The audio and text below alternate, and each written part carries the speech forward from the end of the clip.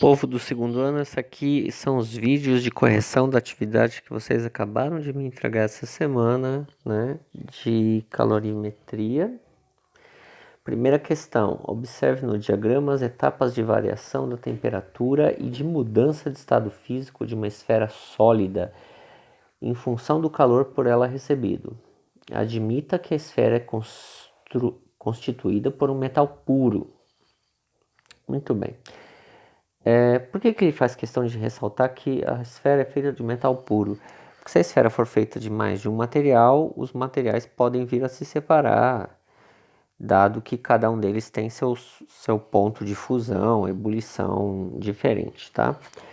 É como colocar álcool e água, né? Você pega, mistura água com álcool numa panela e bota para ferver. É óbvio que quando a água estiver fervendo, o álcool já se evaporou da mistura há muito tempo, né?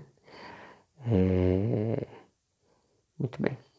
Ele tá assim, a pergunta: o que ocorre em cada uma das etapas C e D? Bom, se eu tenho uma esfera de metal e o metal está em estado sólido, então ele começa em estado sólido, esquentando. Então, à medida que eu vou fornecendo calor para a substância, essa substância vai subindo de temperatura no gráfico, né? Ela começou numa temperatura, terminou em outra temperatura. Portanto, a esfera ela esquentou. Se a esfera esquentou, ela não está mudando de fase. Então, pelo menos no processo A, eu tenho uma esfera de metal sólido que está esquentando. Ah, mas foi perguntado do A? Não, não foi perguntado do A.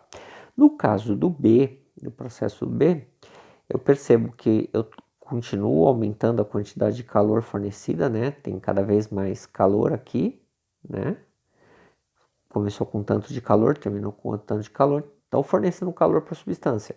Mas a substância, em momento algum, no processo B, ela troca de temperatura. Ela sempre fica aqui, né, nessa mesma altura aqui, nessa mesma temperatura.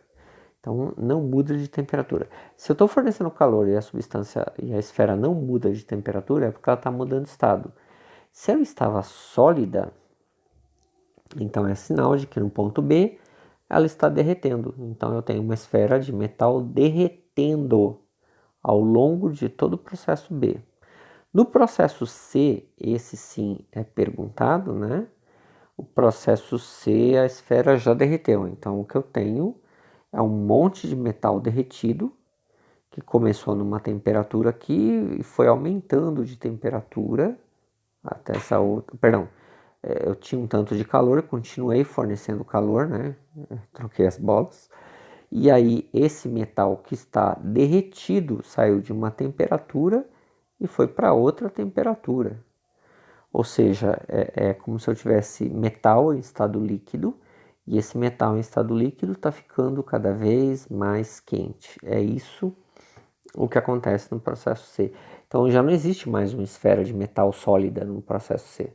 Só existe metal derretido. No processo D, eu percebo que eu continuo fornecendo calor aqui para a substância, né? Estava nesse tanto de calor, veio para esse tanto de calor, então forneci calor, mas em momento algum de novo a substância mudou de temperatura. Significa que ela está mudando de estado.